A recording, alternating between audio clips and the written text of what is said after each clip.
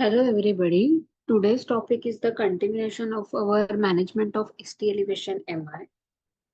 So the use of fibrinolytic therapy worldwide has decreased substantially. Nevertheless, the fibrinolytic therapy remains the predominant approach to reperfusion therapy in some countries where there is no access to the timely primary PC. So the placebo-controlled trials using streptokinase, anistreptylase, and recombinant tissue plasminogen activator established a clear benefit of fibrinolytic therapy for patients with stem. The fibrinolytic therapy trialist overview of all the large placebo-controlled studies reported 2.6% absolute reduction in the mortality for patients with STEMI treated within the first 12 hours after onset of the symptom. The benefit has been shown to persist through 10 years of follow. So these are the various fibrinolytic agents that we are using in management of the myocardial infarction. First is altiplase, then the retiplase, tenecteplase, streptokinase. Altiplase we are using in the dose of 15 mg bolus, then 0.75 mg per kg over 30 minutes, then 0.5 mg per kg over 60 minutes. Maximum that we can give is 100 mg. Then retiplase that we can give in the two 10-unit bolus given 30 minutes apart. Tenecteplase is 0.53 mg per kg as a single dose, and streptokinase is 1.5 million units over 30 to 60 minutes. So several genetic alteration of tissue plasminogen activator have led to prolonged half-life as well as increased fibrin specificity and resistance to endogenous inhibitors of plasminogen such as plasminogen activator inhibitor. So retiplase is the double bolus agent where tenecteplase is administered into the single weight adjusted bolus. Bolus administration may minimize the risk of dosing error, decrease the door to needle time, and allow for the pre-hospital administration. Although the bolus fibrinolytic agent have not reduced the mortality or intracranial hemorrhage versus tissue plasminogen activator in randomized controlled trials, they are easy to use and have largely replaced altiplase for this reason in United States. Tenecteplase appear to offer modest advantage in safety over other agents and has emerged as the preferred fibrinolytic agent for patients not able to receive primary PC. So current guidelines for the fibrinolytic therapy is indicated as an option for reperfusion therapy in patients presenting within 12 hours of symptom onset and if they have ST segment elevation and are unable to transfer to the PCI capable hospital for primary PCI within the 120 minutes. So patients who are older than 75 years of age and those who present more than 12 to 24 hours after the onset of acute MI, those who are hypertensive but present with the high risk MI has less favorable balance of risk and potential benefit, but may be considered for treatment with fibrinolytic therapy when primary PCI is not available. So dose reduction has been suggested for elderly patients being treated with tenecteplase. So these are the absolute contraindication when we are using the fibrinolytic agent. So absolute contraindication includes any prior intracranial hemorrhage, ischemic stroke within the 3 months, recent head trauma, known brain tumor, active internal bleeding, suspected aortic dissection, intracranial and intraspinal surgery within the 2 months, then significant closed head and the facial trauma within the 3 months, then severe uncontrolled hypertension. Relative contraindication include blood pressure more than 180 by 110, history of prior ischemic stroke more than 3 months, known bleeding diathesis, proliferative diabetic retinopathy, prolonged CPR of more than 10 minutes, pregnancy, dementia, chronic oral anticoagulation therapy, major surgery in past 3 weeks, then active peptic ulcer and recent internal bleeding. Then limitation of fibrinolytic therapy. Current fibrinolytic regimen achieve the patency in approximately 80% of patients, but complete reperfusion in only 15 to 50 to 60% of cases. In addition, as noted previously in this discussion, approximately one-third of patients with successful epicardial reperfusion have inadequate myocardial and microvascular reperfusion. So finally, even after successful fibrinolysis, 10% to 20% risk of reocclusion is present. Reocclusion and reinfarction are associated with the 2 to 3-fold increase in mortality. So bleeding is the most common complication of fibrinolytic therapy. Major hemorrhage occurs in 5% to 15% of patients, and ICH is the most devastating of the bleeding complication, causing death in the majority of the patient affected and almost universal disability in survival. In major clinical trial, ICH has occurred in 0.5 to 0.9% of patients, but in clinical practice where patient selection is less rigorous, rates are highest. The patients particularly at high risk of ICH include the elderly, patient with low body weight, and those who receive the excessive dose of the heparin. Regarding rescue percutaneous coronary intervention, because the failure of fibrinolytic therapy is associated with high rates of morbidity and mortality, rescue PCI is frequently performed for such a patient. Because tools to diagnose failed reperfusion are only modestly effective, the clinical trials evaluating the rescue PCI have enrolled very slowly, and data to support rescue PCI in patients with occluded infarct artery are limited.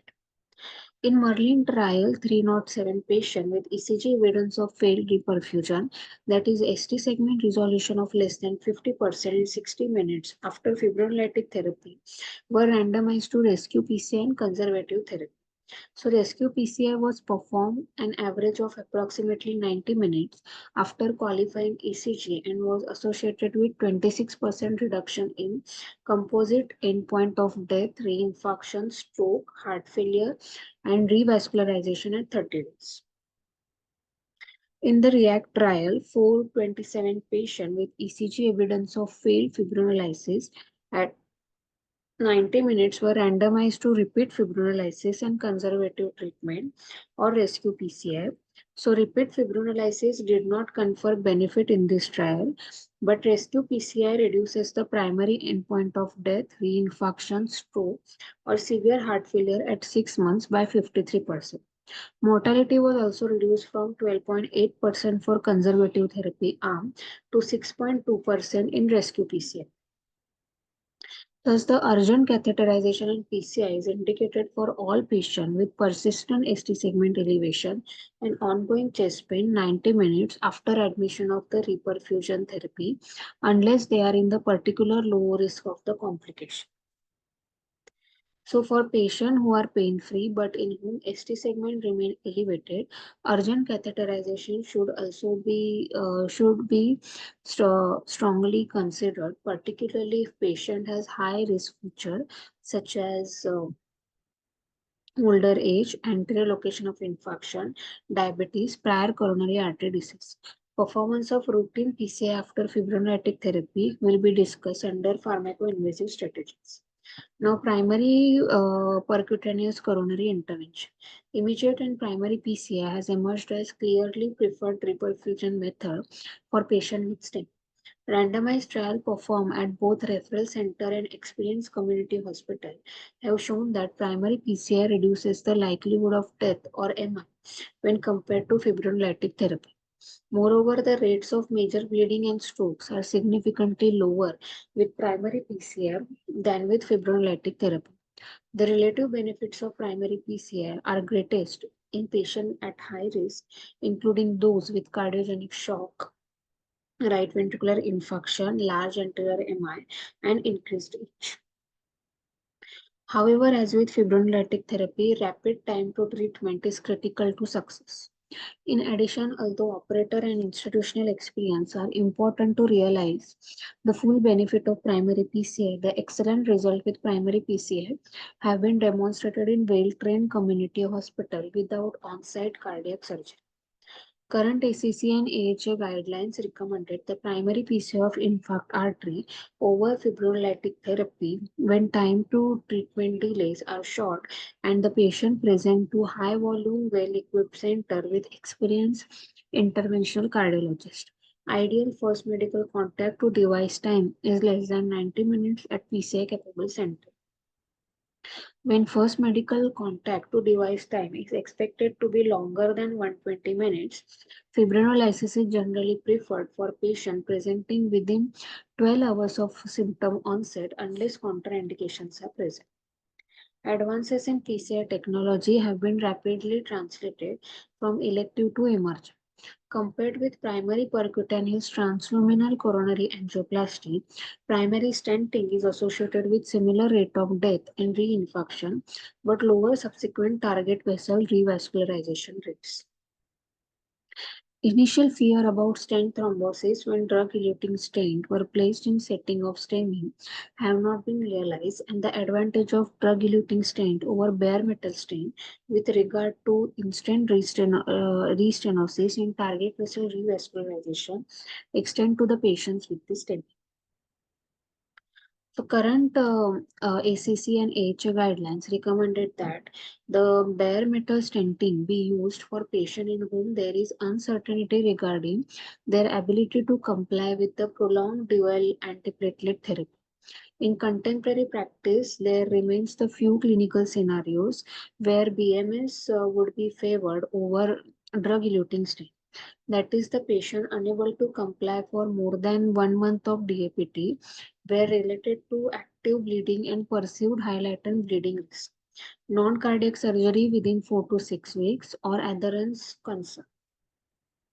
The preference for drug-eluting stunt is also supported by recent ZUS and leaders free randomized trial demonstrating that even in the patient who received DAPT for as short as 30 days, outcomes are better with second generation drug-eluting stent compared with the bare metal stent. Now, regarding arterial access, vascular access bleeding is most common complication after primary PCI for stent. One strategy that appear to decrease the bleeding complication is the use of radial artery.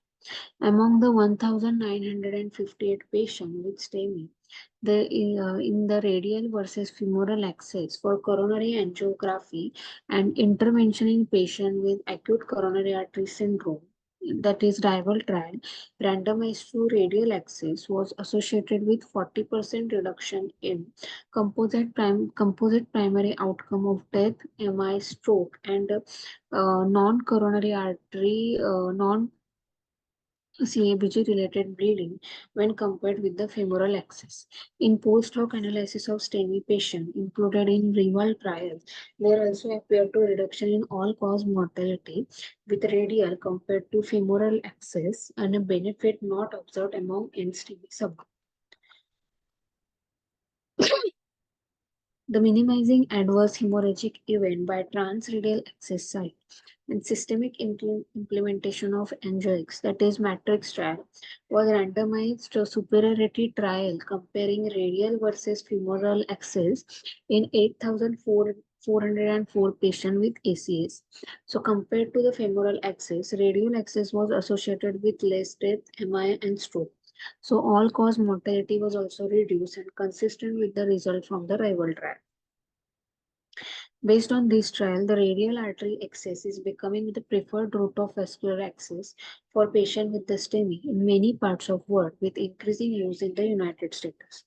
Data from the 593,094 procedures in National Cardiovascular Data Registry showed that when compared to femoral artery access, radial artery access was associated with similar procedure success but significantly lower bleeding complication. Regarding multivessel CAD, approximately 50% of patients presented with STEMI have multivessel disease.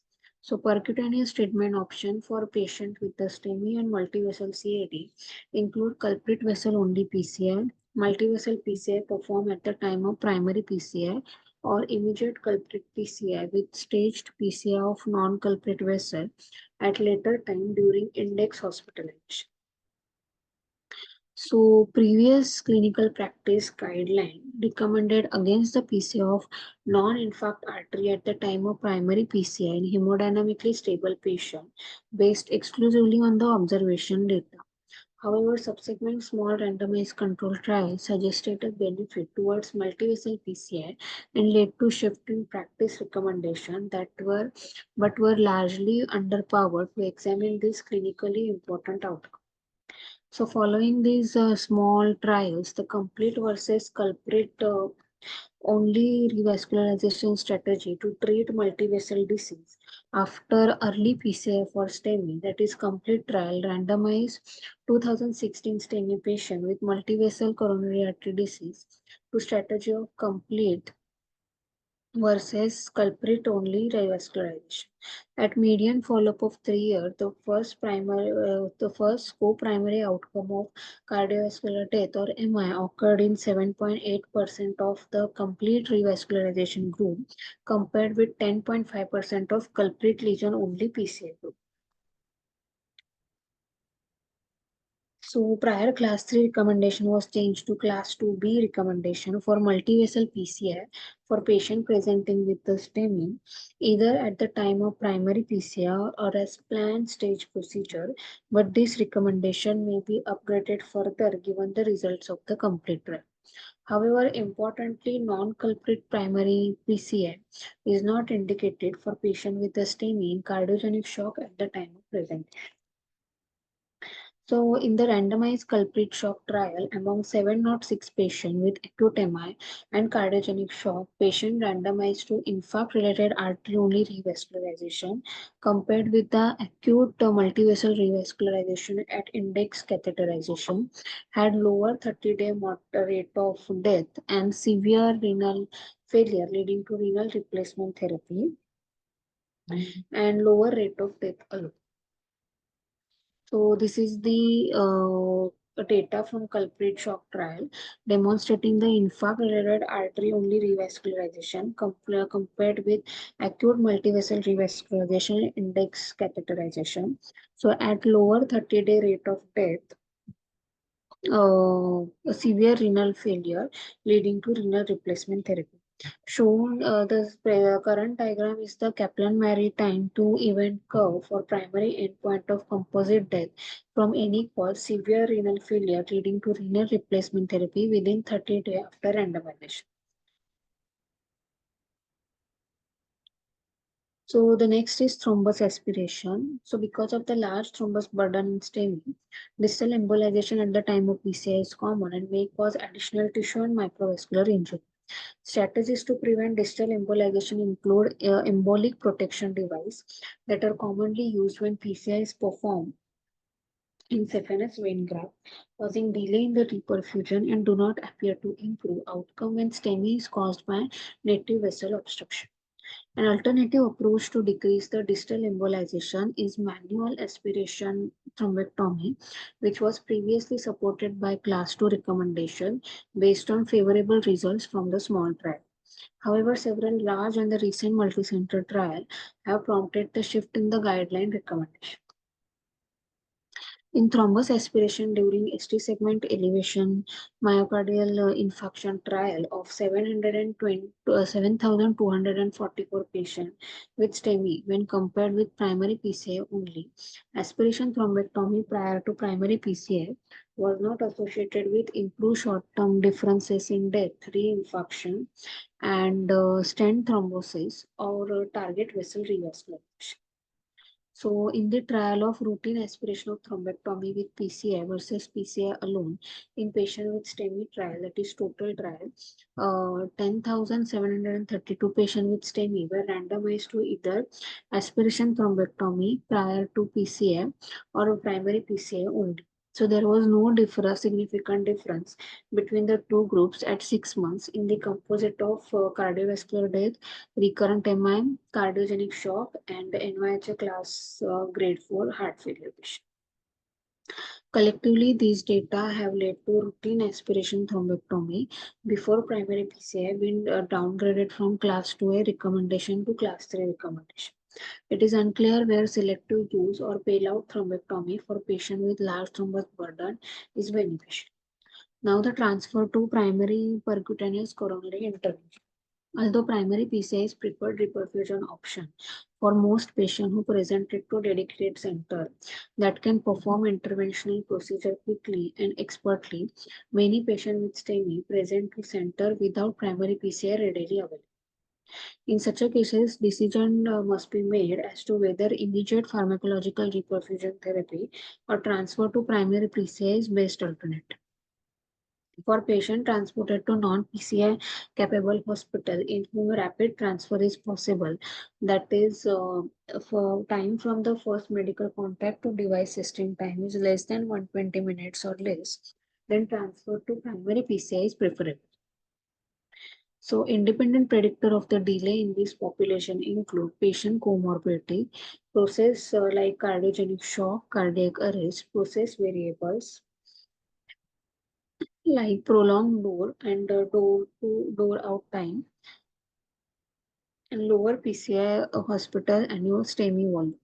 So for patient with contraindication to fibrinolytic therapy, that is evident failed fibrinolytic therapy, cardiogenic shock, presentation more than 12 hours after symptom, transfer to center that can perform emergent PCA is indicated even if delay times are prolonged.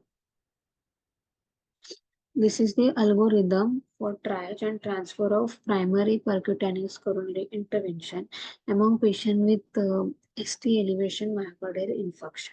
So, STEMI patient who is candidate for reperfusion. So, initially seen at PCI, if the patient is initially presented at PCI capable center, sent to the cath lab for primary PCI. If any patient initially presented at non-PCI capable center, then transfer for the then we need to initiate with the fibrinolytic therapy, and or we can transfer it to primary PCI if the time of first medical contact to the transfer to the primary PCI is less than 120 minutes. Then proceed with the preparatory antithrombotic agents should be given in the form of anticoagulant and antiplatelets, and then diagnostic angiography should be done, and according to the lesion we can plan medical therapy, PCI and CABG. If the patient is presented to the non-PCI center initially, then initially we need to treat the patient with the fibrinolytic therapy. Then we need to divide the patient into high risk and the low risk. If the patient is high risk, then transfer to the PCI facility is reasonable for early diagnostic angio and possible PCI and CABG. If not high risk, then the transfer to PCI capability facility may be considered, especially if ischemic symptom persist and failure to reperfuse is suspect. And at PCI facility, evaluate for the timing of diagnostic angio. So several studies have compared the various strategies of routine transfer for primary PCA of the patient eligible for fibrinolytic therapy versus immediate fibrinolysis with or without transfer, and have reported a lower incidence of adverse cardiac event among those randomized to transfer for primary PCA. Subsequent analyses have helped to define the influence of symptom duration and transfer related time delay on the benefit of transfer for primary PCA. For example, among 850 patients enrolled in PRAG-2 study, there was significant and quantitatively large reduction in the mortality among those who randomized more than 3 hours after symptom onset. In contrast, there was no reduction in mortality among patients presenting within the 3 hours. Similar findings were observed in comparison of angioplasty and pre-hospital thrombolysis in acute myocardial infarction trial, in which that is a CAPTAIN trial, in which the control arm received the pre-hospital fibrinolytic agent. Meta-analysis of randomized study have suggested that if delay between immediate administration of fibrinolytic and initiation of PCI is more than 1 hour, then pharmacological therapy becomes favored with respect to survival. These data form the basis of recommendation in AH and ACC guideline that fibrinolysis in the absence of contraindication should be used in STEMI and ischemic symptom onset. Now, regarding pharmacoinvasive therapy strategies in the light of deleterious impact of delay to the primary PCI, PCI on myocardial salvage, an approach in which reperfusion is initiated with pharmacological regimen and followed by angiography and PCI, is potentially attractive, particularly for patients being transferred from primary PCI who are transferred for primary PCI who are anticipated to have longer first medical contact to device time. So in modern area, it is clear that PCI can be performed effectively and safely early after fibrinolytic therapy. In addition, it is well known that patients who arrive in the catheterization laboratory with patent infarct-related artery prior to primary PCI, owing to either spontaneous lysis and pharmacological reperfusion, and have extraordinarily lower risk of the mortality. The term facilitated PCI has been coined to signify the administration of pharmacological reperfusion regimen en route to cardiac catheterization laboratory to achieve open infarct-related artery within 3 hours of planned primary PCI. So, however, meta-analysis of 6 clinical trials demonstrated that facilitated PCI was associated with significant increase in short-term rate of mortality, non-fatal reinfarction, urgent target vessel revascularization, stroke, and non-significant increase in major mortality. A fibrinolytic therapy approach consisting of pre-hospital and early fibrinolysis coupled with timely but not immediate coronary angiography within 6 to 24 hours was studied in the strategic reperfusion early after myocardial infarction study, that is STREAM study, which evaluated whether early fibrinolysis provided clinical outcome similar to that with primary PCI in 1,892 STEMI patients presented early after symptom onset but unable to undergo PCI within 1 hour. The median first medical contact to device time in PCI group was 117 minutes. The primary endpoints, that is death, shock, congestive heart failure, and reinfarction, occurred in 12.4% in the fibrinolysis group and 14.3% in primary PCI. More ICH occurred in fibrinolysis group than the primary PCI group. These findings suggest that primary PCI with first medical contact to device time within 120 minutes for patient directly diagnosed in the field is as beneficial as early and pre-hospital fibrinolysis followed by pharmacoinvasive therapy. A related pharmacoinvasive strategy that may logistically attractive for patient presenting to non-PCI center to perform initial pharmacological reperfusion therapy followed by transfer to routine non-emergent coronary angiography and revascularization if needed. The pathway has shown a favorable result in several relatively small studies and large trial of routine angioplasty and stenting after fibrinolysis to enhance reperfusion in acute myocardial infarction trial, that is transfer AMI trial. In transfer AMI trial, 1059 high-risk patient with STEMI presenting to hospital without PCI capability receive pharmacological reperfusion with regimen that contain tenecteplase and were randomized to standard treatment on site or to immediate transfer or PCI within 6 hours after fibrinolysis. Interestingly, most patients in standard treatment arm underwent coronary angiography, but this was performed approximately 1 day later than in transfer. The primary endpoint of death, myocardial infarction, recurrent ischemia, heart failure, cardiogenic shock within 30 days was reduced from 17.2% in standard arm to 11% in early PCI. For patients who presented to hospital without PCI capability and whom door-to-balloon time is expected to be longer than 90 minutes, these data support a strategy of drip and shim in which standard pharmacological reperfusion therapy is administered and the patient transferred for subsequent catheterization and PCI. The timing of catheterization and PCI remains controversial, and data from study of the facilitated PCI suggests that very early PCI is not useful and not useful and may be harmful. However, the accumulated data describe the previously suggested favorable outcome if PCI is performed between the 3 and 24 hours after successful fibrinolytic therapy.